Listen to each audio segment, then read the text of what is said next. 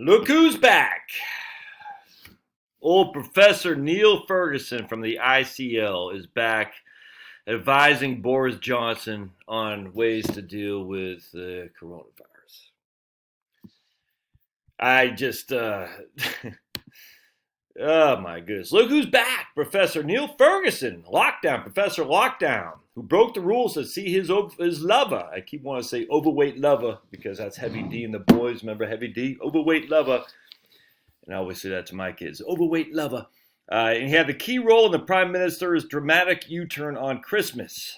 Professor Neil Ferguson quit SAGE after being caught breaking lockdown rules. But he's now returned to work on the government's advisory body NervTag. Group has found new coronavirus variant was 70% more transmissible, and the findings were instrumental in Boris Johnson's U-turn. That's not the issue that he freaking violated his own rules. The issue is that his rules, his numbers, his methodology is freaking horrific. Going back to what 2000 with the bird flu, the swine flu, the bird flu, where they killed thousands upon thousands upon thousands of meat product. I can't remember if it's pigs or cows. Might be both. The guy has never been right. This is what Nassim Nicholas Taleb calls intellectual yet idiots, because they don't have skin in the game. They're not held accountable at all. Just nuts, man. All right. The top scientific, you might notice this right here, this picture of that chick in a bikini. Look, I don't know about women, but if you're a man, you can't help but look at that. You know what I'm saying? So talk about clickbait. The way you appeal to men is you put pictures of ladies in bikinis. There's no other way around that. To deny that is to be silly. It's silly. That's called clickbait. Why do you think there's always a picture of hot chicks on a YouTube thumbnails to draw your attention? There's this one, just real quick, a side note. There's this one channel. I don't watch it. I just saw it a couple times. It came on my feed about homesteading and stuff like that. And they always have a young lady without her shirt on, but like going like this, like from the back though, so you don't see her front, you just see her back, and you can see she's taut, if that makes sense, and she's young, and it's just and they got millions of views. I hate that crap personally. No, look, I'm not, I'm a red-blooded man, so I say, okay, what's that about? But I know what's going on. You're being played. You say, I'm going to appeal, and most YouTube viewers are men, and that's what they're doing. They're appealing to men's what's the word I'm looking for?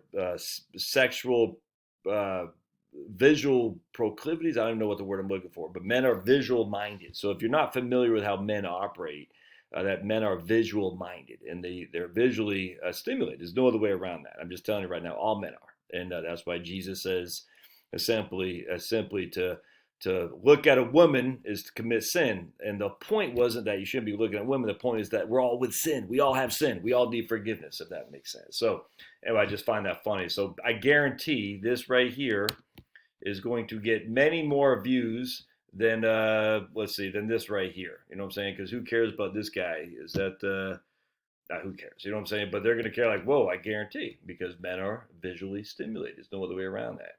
Now, you should not do that, in my opinion. I find that to be, look, hot chicks everyone loves hot chicks, but I find it demeaning to basically throw your wife out there in a way that's stimulating sexually in order to get clicks. I'd find that to be, look, she's doing it. I get it. I mean, she's volunteering for it.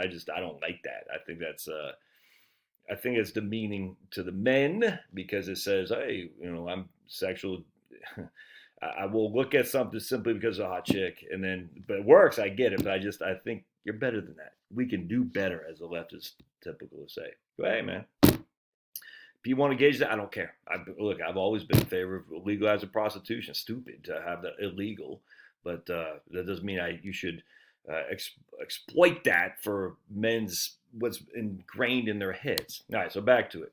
Top scientific advisor who quit after breaking lockdown to see his married overweight lover, and I don't know if she's overweight, played a major role in the dramatic U-turn on Christmas. Professor Ferguson was among those attending a meeting of NervTag to discuss a new mutant strain of coronavirus. The key findings show that the variant was 70% more transmissible than they were presented by Chief Medical Officer Chris Whitty.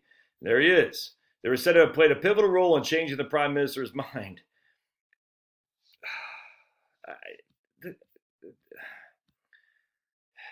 Mr. Johnson crushed festive plans after announcing new Tier 4 restrictions for London and the Southeast, banning all people from mixing indoors over Christmas. It just is freaking insane, man. However, minutes from NERVTAG meeting published yesterday now have revealed that the expert committee had, in fact, only moderate confidence that the new strain was more transmissible. I'll leave you the freaking notes.